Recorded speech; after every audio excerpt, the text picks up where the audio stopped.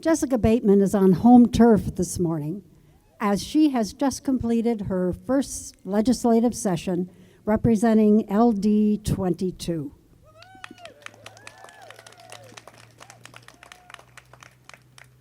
Representative Bateman continues to advocate for health care as she has been appointed Vice Chair of the Healthcare and Wellness Committee.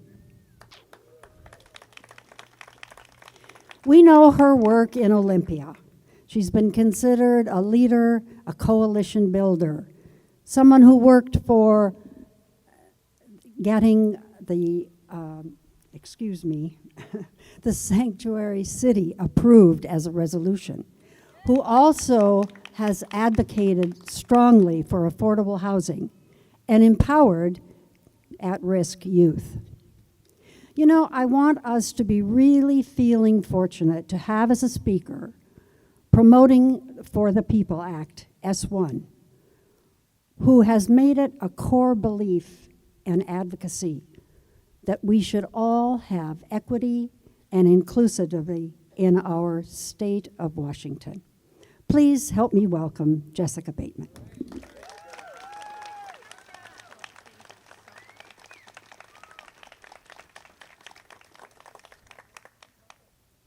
Hello. What a beautiful day. What a beautiful day to protect democracy and to resist. I love your sign. Thank you everyone for being here today. It's an honor, and I'm happy to see all of your faces. Although our democracy has never been perfect, it's always been worth fighting for. And today, America is at an inflection point. During the 2020 election, we saw the largest number of voters cast their ballots in our nation's history. The largest voter turnout in over a century. And we achieved this high level of voter engagement during a global pandemic. During that tumultuous year, elections officials across the country were doing their due diligence to ensure voting access for the American people. Yet politicians, led by the former president, were more preoccupied with spreading the nefarious big lie of alleged voter fraud. Their mission was clear: to cast doubt on our election system and the results of the very election itself. This false allegation culminated in an attempted coup at our nation's capital and an attack on our democracy.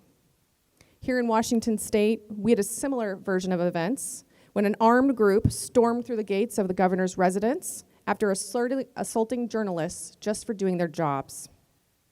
That baseless claim is now being used to justify the introduction of restrictive state voting laws intended to limit access to voting, which will disproportionately affect voters of color.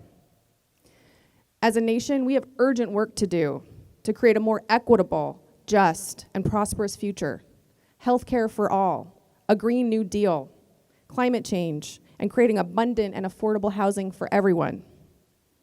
All of this work is predicated on an inclusive and accessible election system. If we are to achieve a more perfect union, it is essential that we have a governance system that is led by and for the people, which relies on ensuring that every voice is heard, every vote is counted, and that our leaders represent and reflect our citizens. This session, I voted yes on two major election reform bills: House Bill 1078, which automatically restores voting rights to formerly incarcerated people, and House Bill 1068, which protects the security of our election system. Yet the laws we pass here in Olympia are part of a fragile web. Counties are where elections actually happen, while federal laws and court decisions set the boundaries for every state, which is why Congress must pass the For the People Act. It will advance equity in our political systems by dismantling historic inequities, combating discrimination, expanding opportunities for all Americans to vote, and offsetting the political effects of wealth inequality in this country. We must enact these protections now to protect against the systematic disenfranchisement of American voters and to build a more inclusive and equitable election system. Although our democracy has never been perfect, It's always been worth fighting for, and I want to thank you for fighting for our democracy and fighting for our future. Thank you.